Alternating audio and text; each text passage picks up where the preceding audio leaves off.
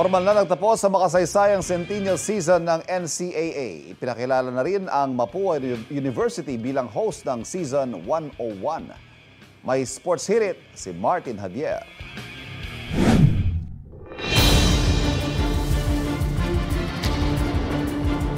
Maaksyon at makasaysayan.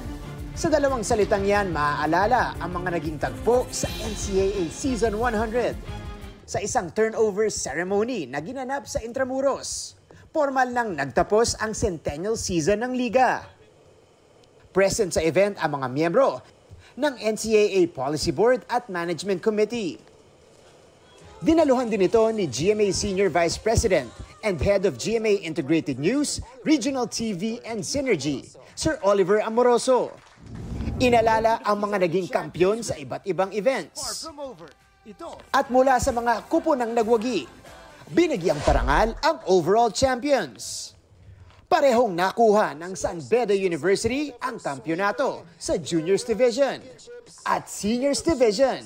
Thank you so much for the love, for the support, and for the overwhelming resilience of the NCAA Season 100. Ipinasa na rin ang responsibilidad bilang host school ng Lyceum of the Philippines University sa pangunguna ni Policy Board Member Attorney Roberto Laurel sa Mapua University na pinangungunahan naman ni Dr. Dodgy Maestrecampo.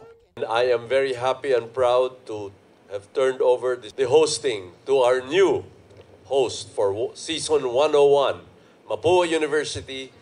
Season 101 is a milestone for NCAA because we're turning on to the new century.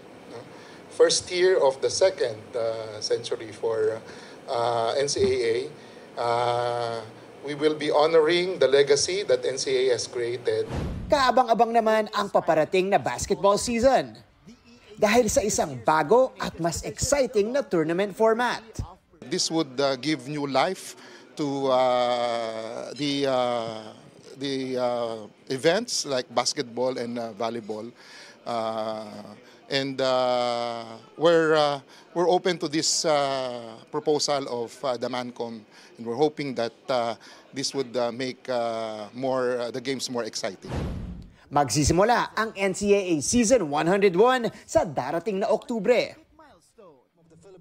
Igan, mauna ka sa mga balita, mag-subscribe na sa GMA Integrated News sa YouTube para sa iba't ibang ulat sa ating bansa.